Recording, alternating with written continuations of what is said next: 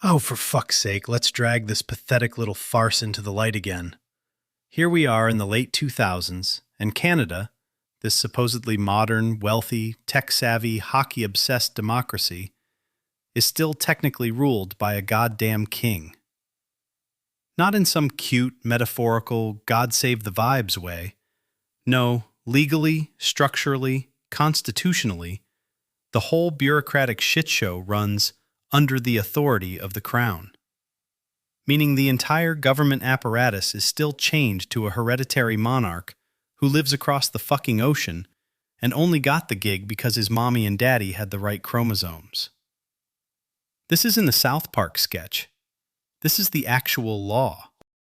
Before the maple syrup patriots start hyperventilating into their toques, yes, Canada runs its own shit. Completely. The UK doesn't get to boss it around. The Brits can't pass squat for Canadian laws. The king isn't sitting there between crumpets and corgi walks, deciding whether to legalize another weird recreational substance or whatever.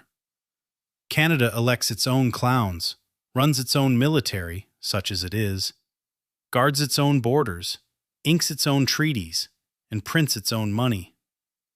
On paper, and in the real world, it's independent as hell. And yet every single law gets rubber-stamped in the name of the king. Criminal trials? The crown versus some poor bastard. Soldiers swear oaths to him. The whole fountain of state power trickles down from a family tree that somehow still matters in 2026. It's like building a hyperloop and then insisting the damn thing only moves if a dude in a powdered wig waves a scepter over the battery pack. The standard cope is, "Oh, it's just ceremonial, bro." Right. So Canada engineered an entire constitutional architecture around a fancy mascot and then acts like that's peak sophistication for a G7 nation. The Governor-General does the grunt work, signing bills, proroguing Parliament, pretending to give a shit about elections. But guess what? They don't decide fuck all either. They just rubber stamp whatever the elected politicians tell them to. Voters pick a government. Government whispers in GG's ear. GG does it for the king. And the actual king is off in Balmoral or wherever, doing precisely zero of the work. It's the political equivalent of a Rube Goldberg machine built to keep a shiny hat in the picture without ever letting it touch anything useful. And sure, the monarchy has those mythical reserve powers for when democracy goes tits up. In theory, the king could step in during a crisis. In reality, actually using them would trigger such a thermonuclear shitstorm of headlines, protests, and constitutional meltdowns, it'd make global news for a decade. The whole rig only functions because everyone pinky swears the monarch will sit there quietly, like a decorative garden gnome. It's like keeping a nuclear football labeled only open if shit hits fans so hard it splatters the walls. Except touching it would instantly nuke the building from sheer collective freakout.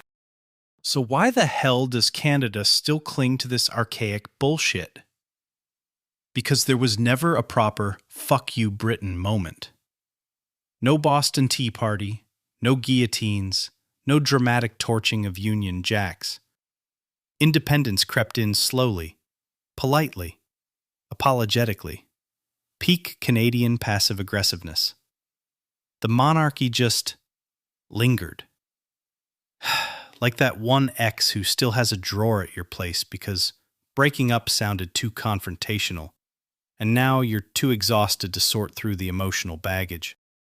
At its rotten core, monarchy insists legitimacy comes from blood, not brains, ballots, or basic competence.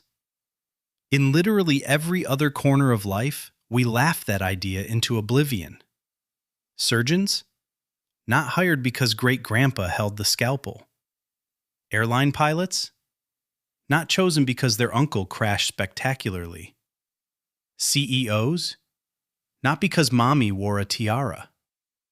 But head of state for a G7 country? Fuck it, let's just bequeath it to whoever popped out in the right four-poster bed and call it heritage. Brilliant. People whine, "It's harmless, stability, tradition." Okay, dipshits, then why is the entire legal system bolted to it?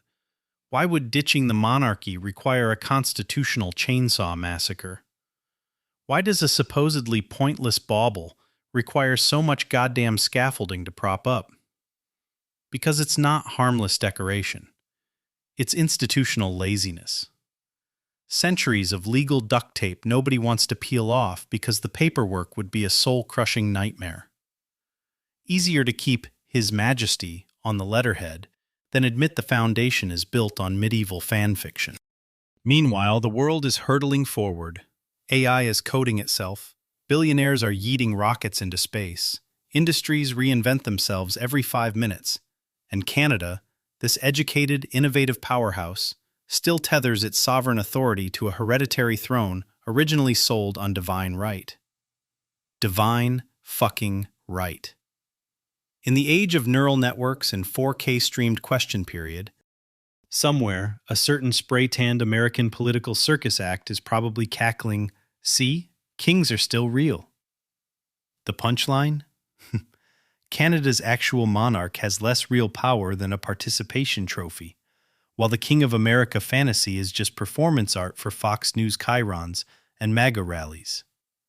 One's a dusty relic everyone tiptoes around, the other's a delusional branding stunt pretending the Constitution is optional. Neither makes monarchy look like a winning 21st century idea. Does the king actually run Canada? Fuck no. Does he nudge policy?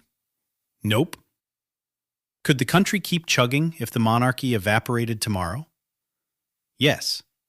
Tim Hortons would stay open, hockey would continue, and most Canucks would shrug, read the headline, and go back to complaining about the weather. The real tie? History. Legal convenience. And a massive national, "we've always done it this way, eh?" It's not governance. It's not leadership. It's not even power. It's a ceremonial poltergeist wired into the plumbing of a modern democracy, kept breathing by tradition, red tape, and the collective Canadian exhaustion that mutters, "Yeah, it's fucking ridiculous, but changing it would be such a hassle." Jesus fuck. Get it together, Canada. America is watching. If you don't do it, becoming the 51st state will fix everything.